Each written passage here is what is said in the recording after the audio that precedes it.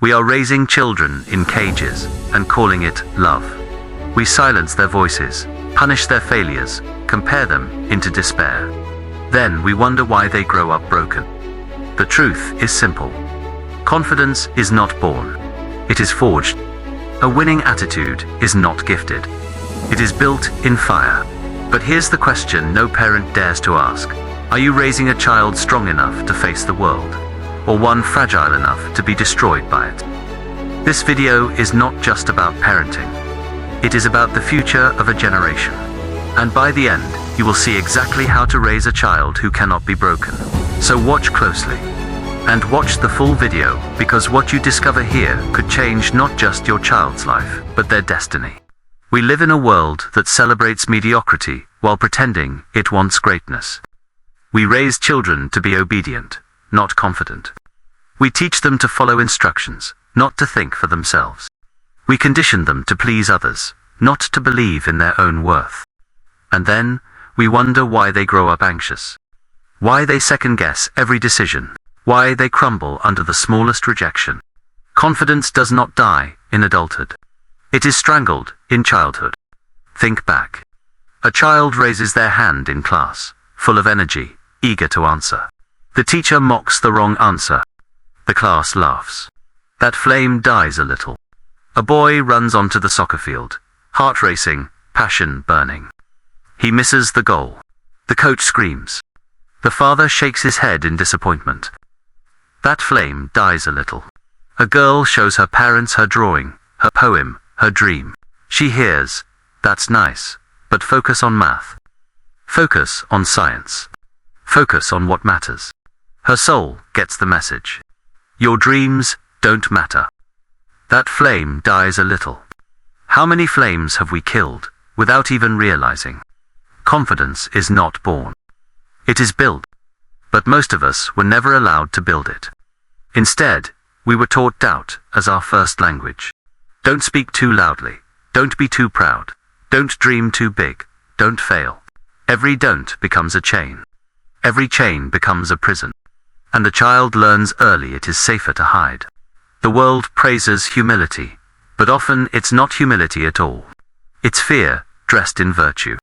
We call it politeness when in reality it is submission. We call it respect when in reality it is silence. We call it humility when in reality it is Is it any wonder then that children grow into adults terrified of risk, paralyzed by fear of judgment, desperate for approval? Look at the workplace. How many meetings are filled with silent employees, people who know the answer but stay quiet? Not because they lack intelligence, but because they lack confidence. Because they were trained since childhood, speaking up is dangerous. Look at relationships. How many men never confess their love because they fear rejection? How many women stay in toxic marriages because they fear being alone? This is not about weakness of body. It is weakness of spirit. It is the weakness society programmed into them from birth. We raise children to fit in.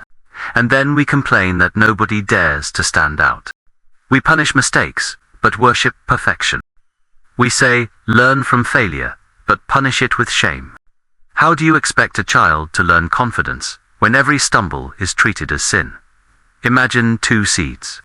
One planted in sunlight, watered daily, spoken to with love. The other planted in darkness, ignored, mocked, stepped on. Which will grow? Which will flourish? Children are seeds. Their confidence is the soil. Their environment is the gardener. But what do most gardeners do? They pull the sprouts too early. They shout at the plant for growing crooked. They compare one flower to another. And then they wonder why the garden is barren. Philosophers have spoken of this for centuries. Nietzsche said, "Become who you are."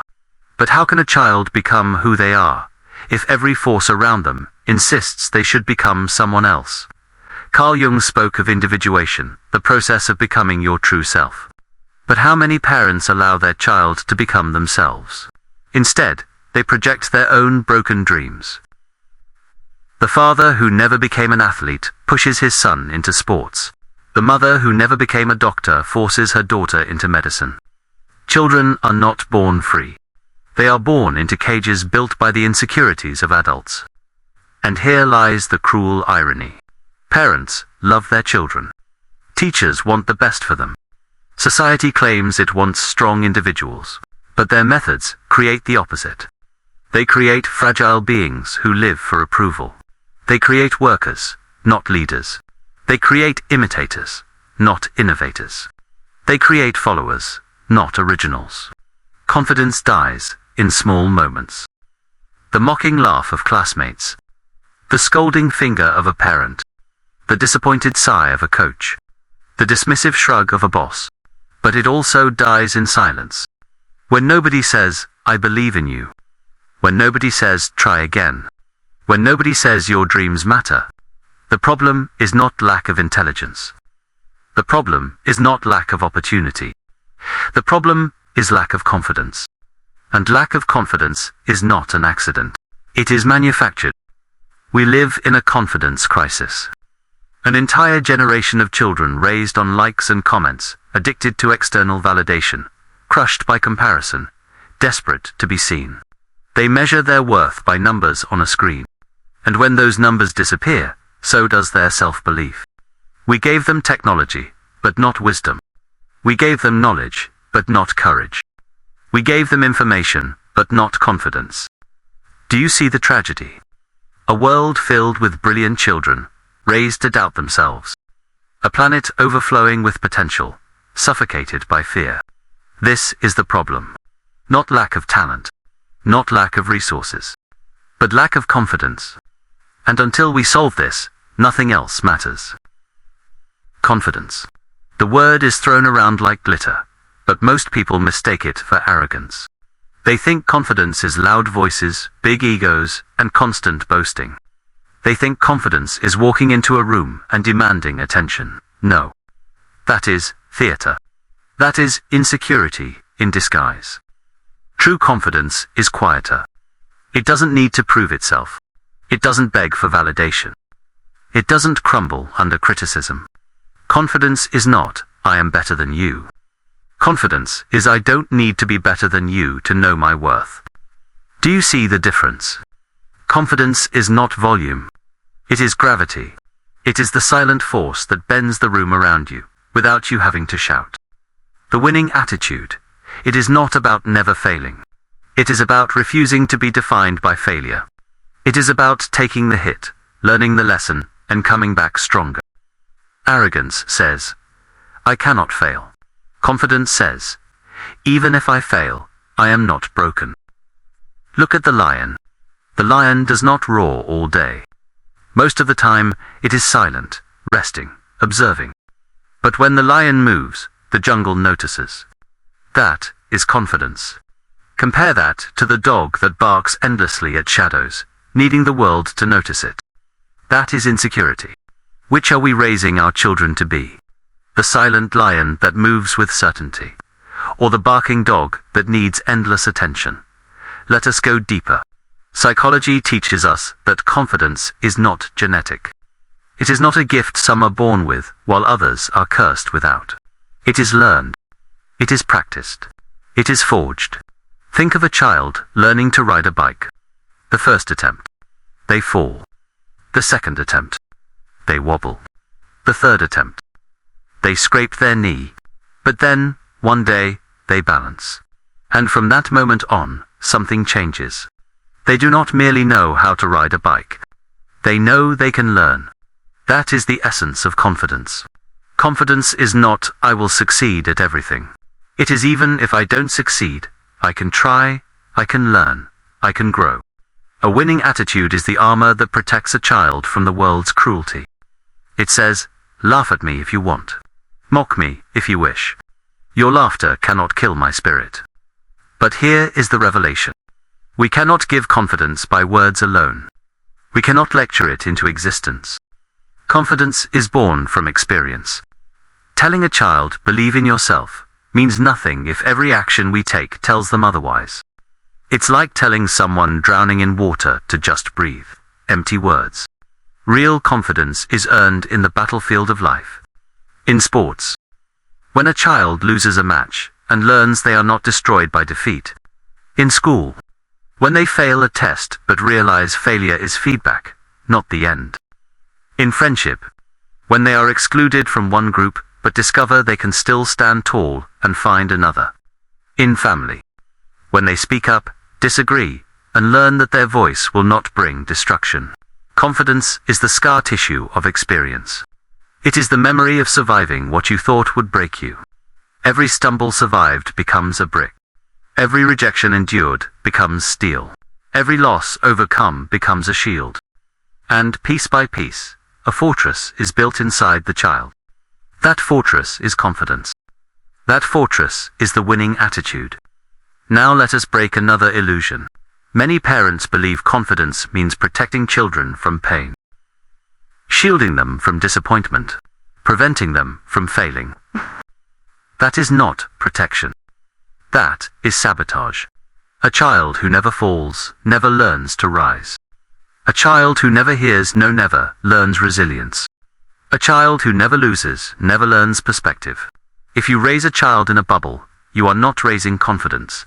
You are raising fragility. You are raising glass, not steel. True confidence requires exposure. Exposure to risk. Exposure to loss. Exposure to failure. But also, exposure to recovery. Exposure to growth. Exposure to the realization, I can endure. Think of the blacksmith. To make steel strong, it must face the fire. It must be hammered, beaten, shaped. Without that, it remains weak metal. Children are no different. Confidence is forged in the fire of struggle. A winning attitude is shaped by the hammer of adversity. Do you see why so many adults walk around broken? It is not because they lacked love. It is because they lacked challenge. They were cushioned too much, protected too much, doubted too much. And so, when life inevitably struck them, they shattered. Here lies the truth. Confidence is not the absence of fear. It is the refusal to let fear dictate action. The winning attitude is not about always winning. It is about never surrendering. Let me give you examples. In the workplace, an employee afraid to speak in meetings is trapped. A confident one. They voice their ideas, even at the risk of being wrong. And what happens? They grow. They are noticed. They lead. In relationships, a person lacking confidence begs, clings, fears abandonment. A confident one. They love fully, but know they can survive heartbreak. And so, their love is not desperation, it is strength. In school, a child lacking confidence cheats to avoid failure. A confident one. They face the test, and if they fail, they learn. And eventually, they rise above. Confidence is freedom. It is the freedom to try, the freedom to fail, the freedom to rise again. This is the revelation. Confidence is not built by praise alone. It is built by truth, by struggle, by persistence. And the winning attitude. It is the philosophy of life that says, the world may push me down 1,000 times. I will rise 1,001. This is what children need. Not soft words. Not endless protection. Not fake trophies for showing up. They need the real taste of challenge. The real fire of failure. The real triumph of rising. Confidence is not found in avoiding storms. It is found in learning to dance in the rain. That is the revelation. And if you can understand this, then the path to transformation begins. We have diagnosed the disease. We have revealed the truth. Now comes the hardest part. Transformation. How do we take fragile children, molded by doubt, and turn them into warriors of spirit? How do we raise kids who carry not just knowledge, but unshakable confidence and a winning attitude? The answer is simple to speak, but hard to live. It requires courage. It requires discipline. It requires us, the adults, to transform first. Because here is the secret. Confident kids do not come from insecure parents. Winning attitudes are not taught by losing spirits. You cannot teach what you do not embody. If you want to raise confident children, you must first raise yourself. Your example is their blueprint. Your words are background noise. Your actions are scripture. So where does transformation begin? 1. Teach them the truth about failure. Failure is not the enemy. It is the forge. Yet, most parents treat failure like poison. A child comes home with a bad grade. Parents scold. Shame. Compare. The child learns. Failure means I am worthless. But what if the message was different? What if the response was, good? Now we know what to improve. What did you learn from this? Thomas Edison tried thousands of times before creating the light bulb. He said, I have not failed.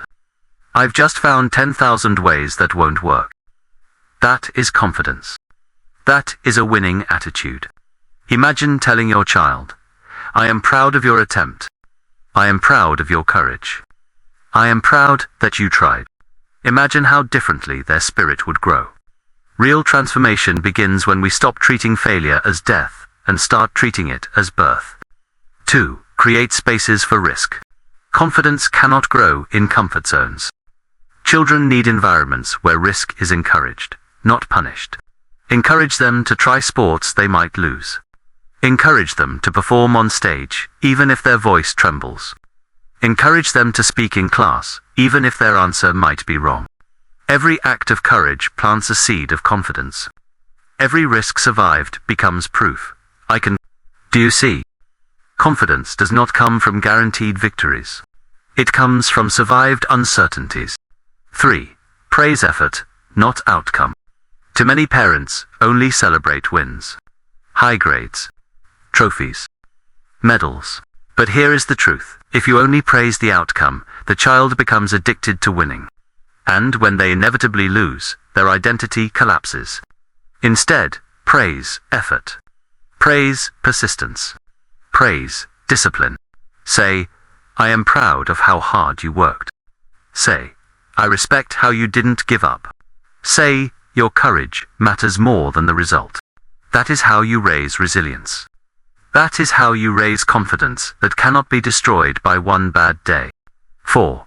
Teach them the philosophy of rejection. Rejection is one of life's most brutal teachers. It crushes adults every day in careers, in love, in dreams. But rejection only destroys those who were never prepared for it. Teach your child early. Rejection is redirection. It does not mean you are worthless. It means this door was not yours. J.K. Rowling was rejected 12 times before Harry Potter was published. Imagine if she stopped at rejection number 11. The world would never have known her story. Tell your children, a no is not the end. It is the beginning of your search for the right yes. That is a winning attitude. 5. Model boundaries. Confidence is not just speaking up. It is also saying no. It is protecting your own energy. It is refusing to be trampled. But children learn boundaries by watching. If you let people walk over you, your child will too. If you let your boss humiliate you, your child will assume that is normal. If you always say yes out of fear, your child will inherit that same fear. Raise your voice when needed. Stand tall when challenged. Say no without apology, and your child will learn. Boundaries are shields, not weapons. Boundaries do not destroy relationships. They protect dignity. 6. Normalize struggle. Stop hiding your own battles from your children. They do not need a perfect parent. They need a real one. Tell them when you failed and kept going. Tell them when you were afraid but acted anyway. Tell them when you lost and learned. When they see you fall and rise, they learn falling is not shameful. When they see you struggle, they learn struggle is normal. When they see you continue, they learn persistence is power. 7. Replace comparison with individuality. One of the greatest killers of confidence is comparison. Look at your cousin, look at your friend, look at your sibling. Comparison is poison. It tells the child, who you are is not enough. Instead, celebrate individuality. Say, you are not supposed to be like them. You are supposed to be like you. Nietzsche said, become who you are. Teach your children that they are not meant to be copies. They are meant to be originals. Confidence blooms when a child realizes, They are not in competition with anyone but themselves. 8. Introduce philosophy early. Yes, even children can learn philosophy. Not the complex texts, but the essence. Teach them Stoicism. You cannot control the world, but you can control yourself. Teach them Nietzsche. Struggle is the path to greatness. Teach them Jung. Your shadow does not define you, but integrating it makes you whole. These ideas, simplified, give children a framework. A way to make sense of pain, of struggle, of doubt. And a framework creates confidence. Real-life examples. Picture a child losing a chess game. One parent says, "Why did you lose? You should have practiced more." Another says, "What did you learn from this move? What will you try next time?" Which child grows confident? Picture a teenager failing a driving test. One parent mocks, "How embarrassing." Another says, "Good, now you know what to improve. Try again." Which teenager grows resilient? Picture a boy rejected in love. One parent says, "See, you're not good enough." Another says, "She said no, but that doesn't define your worth. Love again." Which boy grows into a confident man? Picture a girl excluded from a group of friends. One parent says, "You must be the problem." Another says, "Not every group is your group. Find those who value you." Which girl grows into a strong woman? Confidence is not built in classrooms. It is built in kitchens, in playgrounds, in bedrooms, in late-night talks. It is built in the way we respond to the small struggles. It is built in the way we frame the failures. It is built in the way we define the child's worth. The transformation mindset. Raising confident, winning attitude, kids, is not about protecting them from pain. It is about preparing them for life. Because life will not protect them. Life will break them. Life will test them. Life will demand strength. And when that moment comes, the child who was cushioned will shatter. But the child who was trained will rise. The transformation is this. Stop raising children for comfort. Start raising them for courage. Do not give them an easy life. Give them a strong spirit. Do not give them false praise. Give them real resilience. Do not give them illusions. Give them truth. That is how you raise confidence. That is how you build winning attitudes. That is how you transform children into warriors of the soul. We have exposed the problem. We have revealed the truth. We have shown the path of transformation. Now comes the question, what will you do with it? Because knowing is not enough. Agreement is not enough. Nods and applause mean nothing. If you want confident children, if you want a generation of winners, you must act. The world does not need more fragile hearts. The world does not need more doubtful minds. The world does not need more silent voices. The world needs warriors of spirit. The world needs men and women who dare. The world needs children who grow into adults, unafraid of rejection, unbroken by failure, unshaken by doubt. And that begins with you, parents. Stop outsourcing confidence to schools, to coaches, to society. Stop saying they will learn eventually. No. They will learn what you teach them. And if you teach them fear, they will live afraid. If you teach them doubt, they will live doubting. If you teach them silence, they will live silent. But if you teach them courage, they will live courageous. If you teach them resilience, they will rise from every fall. If you teach them self-worth, they will never sell themselves cheap. Teachers, stop punishing curiosity. Stop mocking mistakes. Stop grading only answers and start grading courage. The child who dares to speak, even when wrong, is showing more growth than the child who hides in silence. Leaders, stop demanding obedience and start cultivating confidence. A worker who fears you will never innovate, but a worker who believes in themselves will create miracles. This is the call. Raise children who are not defined by applause. Raise children who do not beg for likes on a screen. Raise children who do not crumble under one no. Raise children who know their worth, even when the world forgets it. Raise children who dare to stand alone, even when the crowd mocks them. Raise children who fight, who try, who dream, who persist. Because one confident child is not just a victory for a family. It is a victory for humanity. Think of the greats. Martin Luther King Jr. did not need the world's approval to speak his dream. Malala Yousafzai did not need permission to demand education. Elon Musk was mocked endlessly before he built rockets that returned to Earth.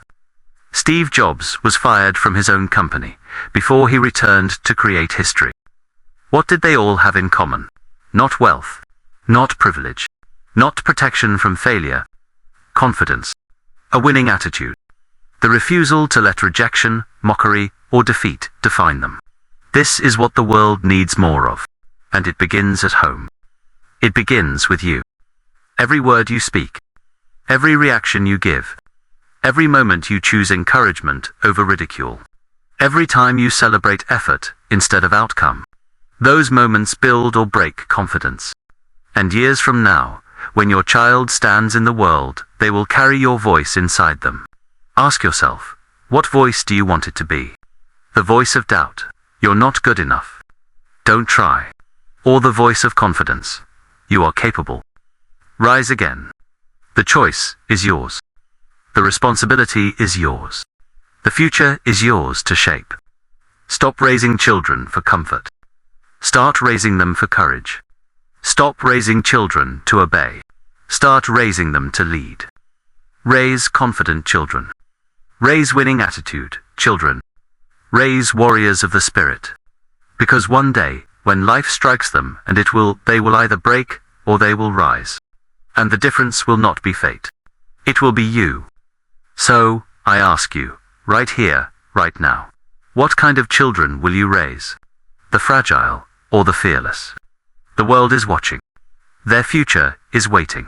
And your answer will echo for generations. You have seen the truth. Children are not broken, they are made fragile by the world around them. But they can also be made unstoppable. The future does not belong to the obedient. It belongs to the bold. It belongs to the ones who rise when they fall. It belongs to the children who were raised not in comfort, but in courage. And that future starts with you. Every word you speak, every failure you reframe, every moment you choose to build strength instead of fear. So, remember this. You are not just raising a child. You are raising a leader. You are raising a warrior of spirit. You are raising the future. Go now. Raise them strong. Raise them confident. Raise them unstoppable. And when the world tests them, as it surely will, they will not break. They will rise. Because you gave them the greatest gift of all. A winning attitude that nothing and no one can destroy. Watch this again, if you must. And never forget the destiny of a generation is being shaped in your hands.